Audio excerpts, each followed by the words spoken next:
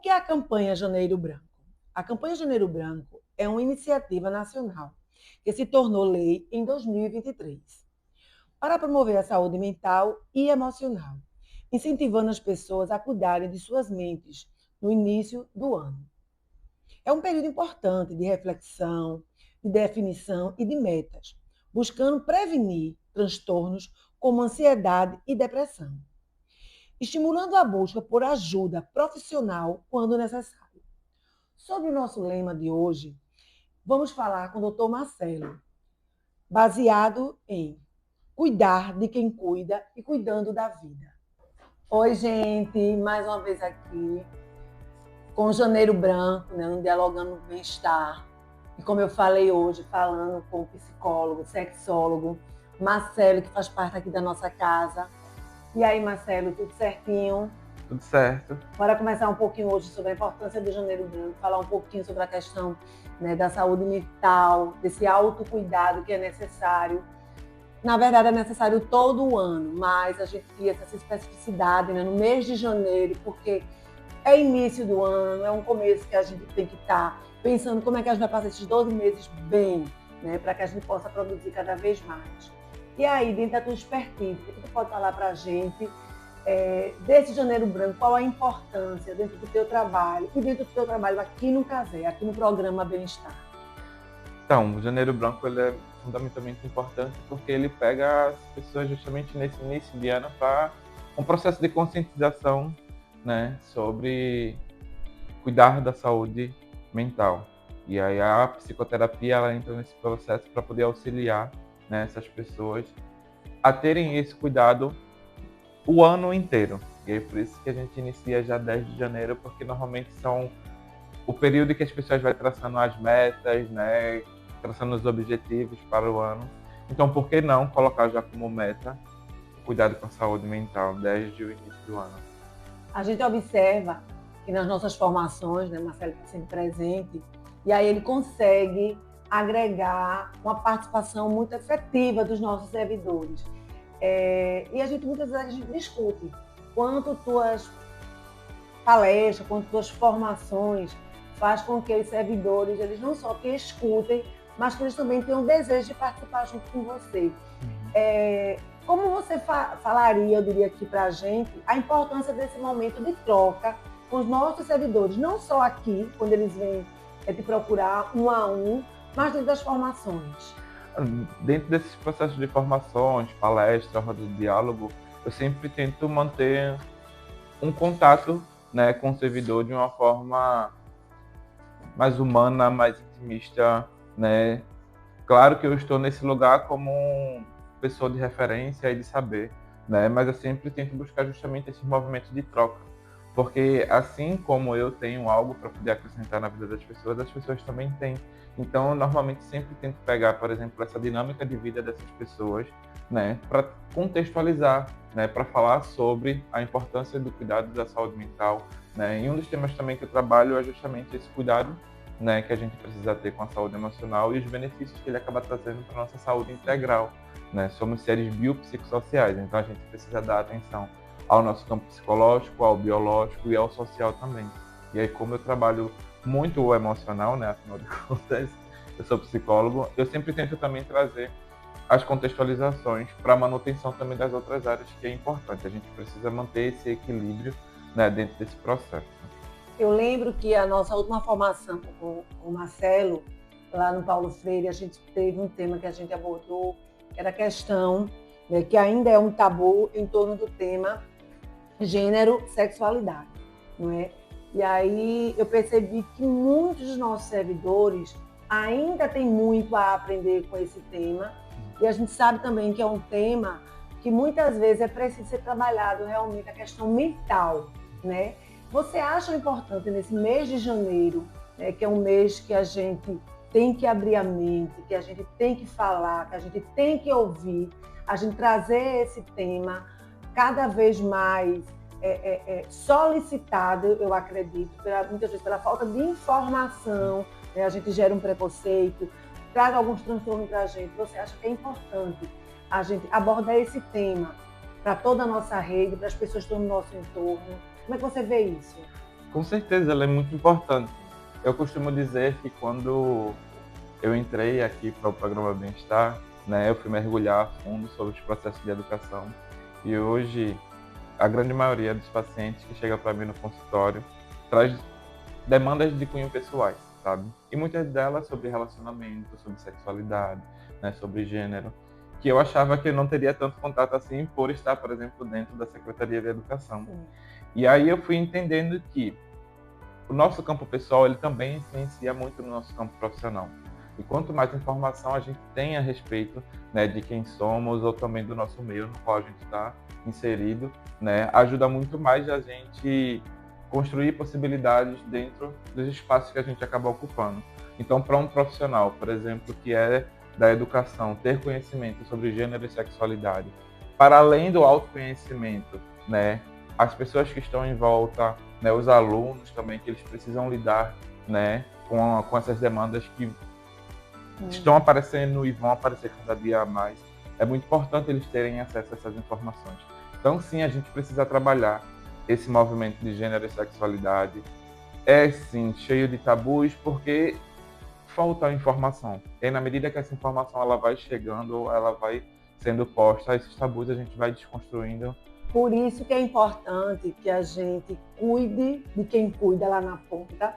Então, quando a gente leva essa informação para o nosso servidor, para o nosso professor, para o nosso gestor, nosso coordenador, a gente também está já abrindo espaços, caminhos, para que lá na ponta, lá no chão da unidade escolar, não é, ele possa também fazer um trabalho com os nossos educandos.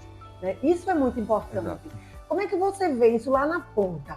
Né? Os nossos servidores, gestor, professor, coordenador, ele levando informações que muitas vezes e é tabu, né? Na família, é tabu, às vezes, na comunidade a qual o aluno pertence. Você vê essa ponte, né, do programa Bem-Estar quanto facilitador, né, para esse diálogo entre servidor e alunos? Eu acho que, para além de servidor e alunos, porque o profissional que está lá na ponta ele lida com o aluno, mas ele também lida com os familiares, lida com a sociedade. Né? O espaço da unidade escolar ele precisa ser um lugar que acolhe. E aí a gente consegue acolher quando se tem mais informação. Então eu vejo sim o programa Bem-Estar, né, como essa ponte de levar essas informações para esses servidores, para que esses servidores estejam mais preparados para poder fazer esse acolhimento, sabe? Porque muitas das vezes o preconceito ele começa a partir da casa, da própria casa. Então, se ele chega, por exemplo, numa unidade escolar e ele encontra mais desinformação e mais preconceito, fica mais difícil. E aí é justamente onde o programa Bem-Estar entra, né, para poder levar essa informação para o servidor, para fazer com que ele esteja mais preparado para fazer esse acolhimento, não só aos alunos, mas também à família, né, porque é um contato muito próximo. Então, na medida que ele tem essa informação, ele consegue estar mais estruturado para poder fazer esse tipo de acolhimento ao aluno e, consequentemente, também aos familiares. Esse cuidado, né, com a saúde mental não é só em janeiro, é óbvio. Né? Mas o Janeiro Branco ele faz um alerta, ele faz um convite para a gente. Opa, iniciando o ano, como é que eu vou começar? Então, cita aí para a gente 2 temas que você acha que a gente deveria abordar. Todos os temas são importantes, logicamente, mas que a gente deveria provocar mais, tá? Aqui no programa, para que as pessoas tenham poxa, ó, minha saúde mental ela precisa estar mais em ordem. Você diria quais 2 temas a gente deveria trazer esse ano com mais afinco para o programa Bem-Estar? Olha, um deles é o processo de autocuidado, onde a gente precisa parar para se perceber no nosso dia a dia, para a gente começar a entender o movimento que a gente está vivendo. A gente vive numa sociedade que a gente está ligado no automático o tempo todo. Sim. Então, na medida que a gente começa a se perceber, né, tendo esse processo de autocuidado conosco, a gente desliga esse automático, né, que a gente vive, para a gente poder entender o que está acontecendo à nossa volta. Então, o processo de autocuidado ele é muito importante a partir daí. Né? E aí, aproveitando também o Janeiro Branco, quando a gente busca mais informações, inclusive sobre o processo de psicoterapia, né, é um outro cuidado que a gente também precisa ter e precisa prestar atenção, porque ainda assim a psicoterapia ela tem alguns tabus que as pessoas ainda acabam colocando, né, nesse processo essas informações sobre eu não vou fazer psicoterapia porque eu não sou maluco, né? E a gente entende que a gente vem de um processo de desconstrução de um modelo hospitalocêntrico muito recente. Sim. Então é mais uma luta também que a gente precisa desconstruir. E aí, na medida que as pessoas têm acesso às informações sobre o que a psicoterapia ela pode e ela ajuda dentro desse processo, né? Ela vai absorver melhor e, consequentemente, vai dar mais atenção a esse processo de autocuidado também, sabe? Então é psicoterapia, né, que é muito importante, seja ela individual, em grupo, mas que você faça, e também esse processo de autocuidado no dia a dia, né? Como eu falei, somos biopsicossociais, não adianta a gente dar atenção a uma única coisa e deixar as outras de lado, a gente precisa dar E aí eu atenção. pensei aqui, né, Marcelo? O autocuidado, eu me mesmar, né? Eu olhar para dentro de mim e eu sentir as minhas necessidades. Mas aí eu ainda não consegui fazer isso. Mas aí meu colega, né, meu pai, um familiar, as pessoas que fazem parte do meu território, da minha comunidade, consegue enxergar que eu preciso, né, estender, receber uma mão. Como é que eu, que estou lá observando isso, mas vejo que meu amigo, meu irmão, meu colega de trabalho, ele não se reconhece assim? Como é que eu faço, né, dentro da sua expertise? Como é que a gente tem que chegar nessa pessoa sem que ela se ofenda? Existe uma frase, um meio, um jeito?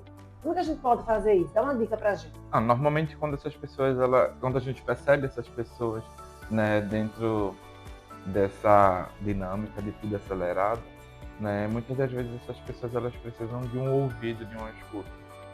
E aí quando a gente oferece, por exemplo, esse Elas dão ouvido, sinais, né, Marcelo, pra gente? dão muitos sinais, e a gente precisa também estar atento para poder perceber. Na medida que a gente percebe e oferece, por exemplo, um ouvido para essas pessoas, já é um ponto significativo. Só que algumas pessoas elas são limitadas dentro desse sentido. E aí é onde essa pessoa precisa entender também a limitação dela e falar para o amigo dela, né? Olha, pedir ajuda, pedir um socorro. Eu entendi que você está precisando, né, de uma ajuda, de um socorro. Eu consigo ir só até aqui. Mas um profissional, por exemplo, né, da área de psicologia, vai poder estar te auxiliando cada vez mais. Então, é uma maneira que você conscientiza a pessoa sem colocar como uma obrigatoriedade, sabe? Sim. E às vezes as pessoas elas precisam desse movimento. Porque quanto mais eu digo que ela precisa, eu não estou explicando por que ela precisa. E aí, na medida que eu consigo explicar, fica mais claro dela ter esse entendimento e, consequentemente, buscar essa ajuda. Na tua experiência, na tua trajetória aí, tu teria algum caso que te chamou a atenção de alguém que precisava, não é, se mesmar, se perceber que precisava dessa ajuda, mas tinha toda aquela fala de negação, e isso te chamou a atenção? Podia falar para a gente aqui, ó, às vezes tá ali naquele limite, mas você não está se vendo, não está se reconhecendo, e aí torna-se difícil. Tem muitos casos, na verdade, que chega assim, né? Principalmente casos de pessoas que acabam absorvendo muitas demandas, inclusive que não é delas. E aí elas demonstram muita dificuldade, inclusive, de dizer não para essas pessoas, né? E a gente trabalha muito isso dentro do processo da psicoterapia. Primeiro a gente vai buscar entender o que é que está acontecendo, né? Porque normalmente quando a pessoa chega no consultório é porque ela tem algum tipo de sofrimento. E a gente vai trabalhar justamente esse sofrimento que ela vai trazendo como demanda. Eu escutei, eu acho que eu estou escutando bastante agora na internet, as pessoas dão depoimento dizendo assim: eu sempre ouvi muito, eu sempre ajudei muito, eu sempre cuidei muito. Mas aí, quem vai cuidar de mim? Aí vem aquela frase feita. Quando você é o forte sempre, então ninguém vai querer cuidar de você. E isso eu acredito, né, e estou lhe perguntando se isso é um defeito, né, que tem a capacidade de não deixar a gente se autoajudar, pedir ajuda ou deixar que as pessoas percebam que a gente está pedindo. Acaba sendo um defeito por você não dar a devida atenção que você precisa dar para você mesmo. Sim. Né, nesse sentido. Só que quando a gente vai entender a narrativa da pessoa, existem muitas situações, né, de vida da pessoa que levaram ela a esse movimento. Então ela sempre foi exigida, né, ajudar, acolher, né, proteger e ser forte o tempo todo. né? Chega a casos, por exemplo, no consultório de pessoas que não conseguem chorar porque toda a vida tiveram que escutar engula o choro, né? Você tem que ser forte.